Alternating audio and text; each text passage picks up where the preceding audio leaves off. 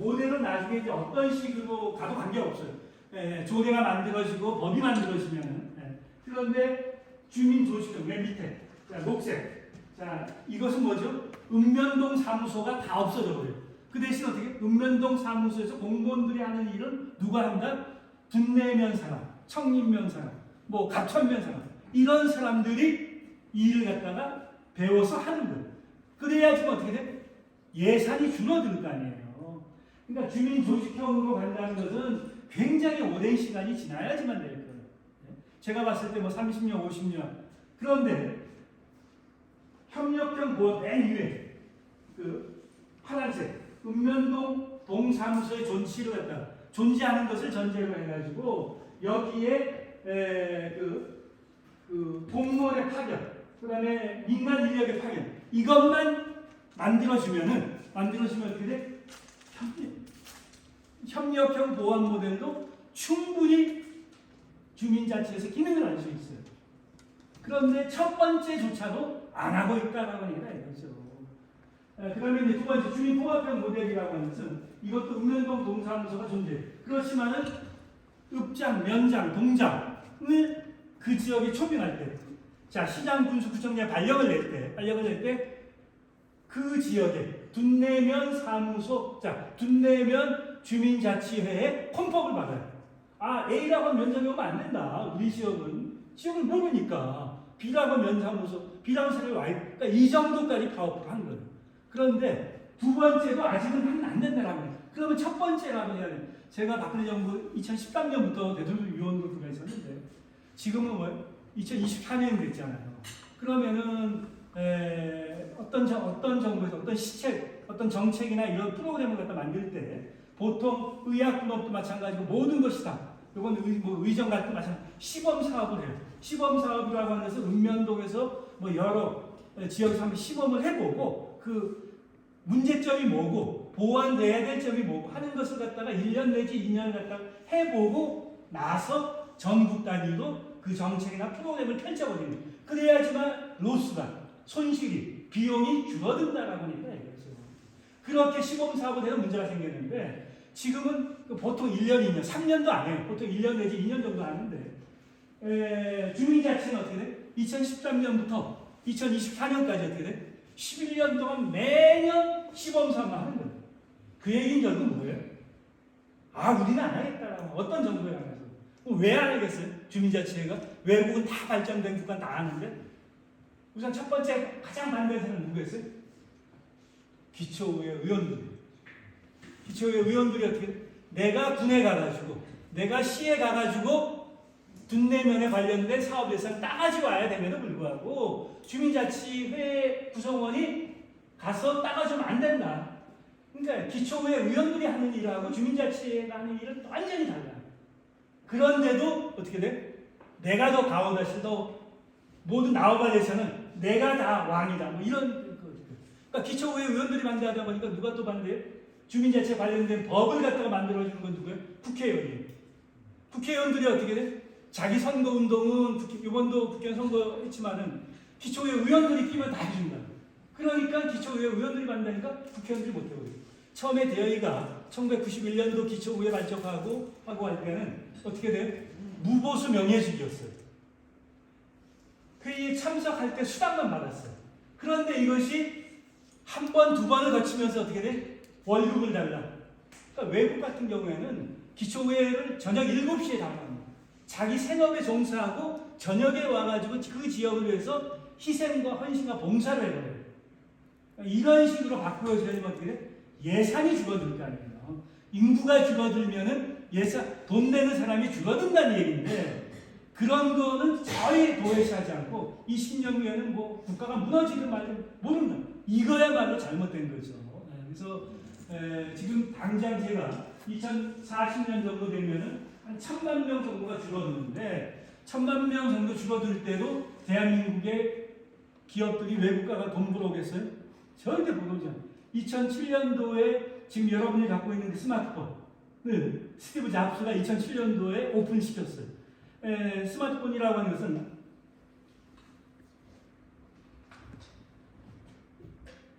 여러분 다 아시다시피 모든 것이 다 분리되어 있었어요.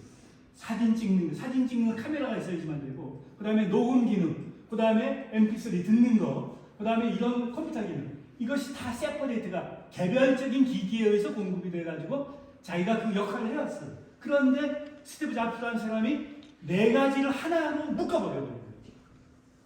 그러니까 그 다음부터는 어떻게 돼? 그러니까 묶어버렸다라고 하는 게 정보가 공동으로 쓸 수 있게 되어버린 거예요. 과거에는 힘 있는 사람, 정부왕 이런 사람만 정보를 갖고 있었는데 정보가 결국 파워니까, 권력이니까. 그러니까 이제는 저 사람이 알고 있는 정보 나도 알고 있어. 그러니까 그 정보가 파워가 안 돼버리는 거예요. 그러니까 그때 스티브 잡스가 만들 때, 애플이라는 회사가 그것을 만들 때 아날로그 시대에 가장 스웨덴 노키아라고 하는 회사가 가장 잘 나갔었어요. 그 회사가 어떻게 돼? 몰락이 되고요. 그러니까 지금 전체 스마트폰 시장의 이윤율이 한 100원이다 라고 하면 애플이 68원에서 72원을 가져가고요. 삼성은 어떻게 돼? 18원에서 22원. 그러니까 스마트폰을 만드는 대수는 가장 많아요. 그런데 애플은 한 번 나올 때마다 몇 종이 없어요. 근데 삼성은 어떻게 돼? 인도인들이 좋아하는 제품, 브라질 사람이 좋아하는 제품, 이런 것을 다 모아가지고 겨우 살아나는 거예요. LG 같은 경우에는 1원도 이익이 나오지 않는 거예요. 그러니까 어떻게 돼? 없어져요. 접어버리죠. 맥주 원씩 적자를 보니까. 그러니까 그런 어떤 냉혹함이 존재하거든요. 그걸 보면 어떻게 돼? 대한민국도 언제까지나 몇 개의 기업이 가서 달러 벌어들여가지고 우리 세금 내고 절대 안 된다라고 하니까 20년, 30년 지나면은 대한민국 기업 중에서 살아남을 기업이 과연 몇 개냐? 그럼 과연 대한민국이 살아남을 수 있겠냐? 이런 것을, 그러니까 그런 공무원도 적게 인원수를 줄이고 지역 주민들이 공무원 이상을 갖고 능력 있는 사람이 많다고요. 그러니까 이런 사람의 재능을 끄잡아내야지만 된다. 그것이 정부가 해야 될 일인데, 그런 것이 가장 잘하는 것이 미국이나 일본 쪽 사람들이에요. 그래서 일본도 우리와 똑같이 인구 소멸이 돼요. 인구는 일본이 1억 한 2,800 정도 됐는데 일본은 지금도 1억 명 아래만 떨어뜨리지 않는다. 근데 우리 같은 경우는 제가 아까 4천만이 이제 실려 온다고 했잖아요. 4천만에 맞는 정책 프로그램을 지금부터 마련해 놔야지만 돼요. 근데 우리는 전혀 아니다라고 하니까 맨날 어떻게 돼? 권력만 장악하면 대한민국의 장점 중에 단점이 단임제가 돼버리는 거예요. 그러니까 대통령이 처음에 당선되면 전임 대통령이 만드는 예산을 갖고 집행할 수밖에 없어요. 그 다음에 2년 정도까지만 자기가 정책을 예산 투입을 하는데 나머지 끝날 때 되면 또 공무원들이 말을 안 들어요. 근데 이번 같은 경우 어떻게 돼? 야당이 훨씬 표를 많이 얻고 하다 보니까 공무원들이 절대 자기가 하고자 하는 일이면 절대 안 해버리는 거예요. 그러면 어떻게 돼? 국가가 돌아가겠어요? 그러니까 대한민국이 어떻게 보게 되면은 단임제라고 하는 것이 장점이 될 수도 있지만은 이것이 어떻게 돼? 상당히 걸림돌. 그래서 미국같이 기왕 대통령 중심으로 가려면은 4년씩 이렇게 하는 거. 이렇게 가져야지만. 그런데 그렇게 가려면 새로운 대통령, 지금 이제 현 대통령이 마찬가지고 이 대통령이 개헌한다면 자기 임기를 1년 반을 줄여야지만 돼요. 국회의원이나 지방선거에 맞춰야지만 돼요. 그런데 어떤 대통령이 간에 내가 뭐 엄청 힘들게 대통령 됐는데 임기 줄이려고 하는 사람이 있겠어요? 늘리려고 그러죠. 그러니까 인간이라는 것은 자기가 상황이 어디냐에 따라서 180도 달라지는, 그러니까 이런 것을 감안하고 살아가야지만 되는 거예요. 그래서 다른 거 필요 없고 돈이 많이 들어가는 정책은 가급적 줄이고 많은 국민들의 능력을 끄잡아내는 이런 정책, 이런 것을 많이 만들어내야 되는, 그 중에 하나가 지방자치고 주민자치 쪽이다. 그런데 이건 어떻게 돼요? 강원도도 특별자치도 한다라고 해놓고는 어떻게 돼요? 특별자치에 관련된 내용은 거의 하나도 없는 거예요. 그 법에. 그러니까 이런 것을 참, 제가 한 대학에서 한 35년 동안 있으면서 악다운하고 다녀도 그건 그때뿐이에요. 지나고 나면은 또 다. 그러니까 지금 이제 마침 강의 기회가 주어졌기 때문에 제가 여러분들한테 이런 식의 이야기를 하는 거예요. 그래서 주민통합형이나 도주형까지는 안 가도 협력형 보안 모델은 아주 시끄러워요. 이거는 공무원만 좀 한 사람 파견해주고 민간 인력 한 사람 파견해주면 둔내면에 주민자치는 굉장히 잘 돌아갈 수 있어요. 그러니까 이것을 한 10년 정도 하고 그 다음에 어떻게 돼? 여러분들이 조금 맡아서 하고 뭐 이런 식으로 하다 보면은 50년 지나면은 주민 조직형까지 할 수가 있는 거예요. 그런데 아까 이제 우리 면장님 같은 경우에 뭐 일본에 가봤으니까 주민들이 거의 마을계 읍면동단위 계획을 갖다 짜더라. 그게 맞는 얘기거든요. 근데 우리는 그러니까 대한민국은 조선왕조 500년 동안에 누가 다 임명했죠?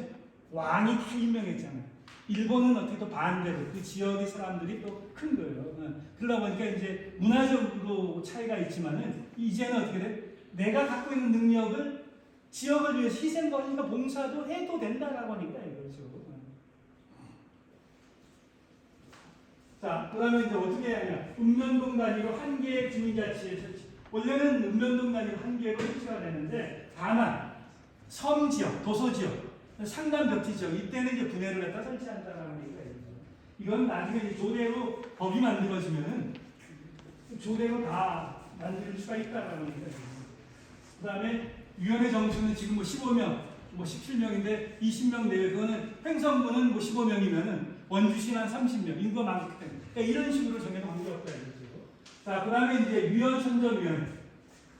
9명의 위원선정위원회에서 내가 주민자치 하고 싶다라면 과연 그 사람이 그 일을 하는데 적합한 재능을 갖고 있느냐 하는 것을 갖다가 보는 사람이 위원선정위원회이다.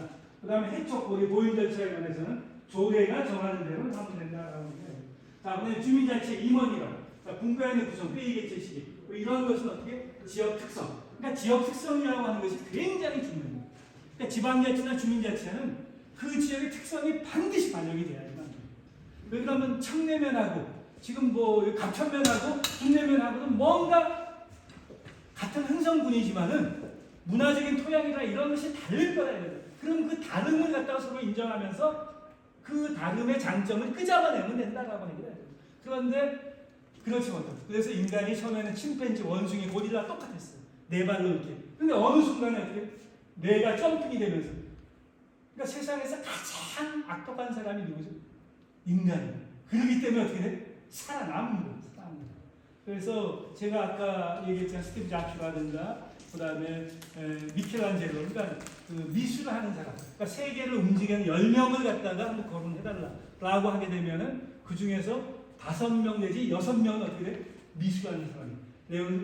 그러니까 미켈란젤로, 다빈치, 뭐 라파엘로, 막 이런 쪽의 사람들이에요. 그래서 미술하고 예술하고 이런 사람들이 굉장히 특이한 사람들이에요. 그러니까 여러분들 혹시 그 공상 과학 영화 있잖아요.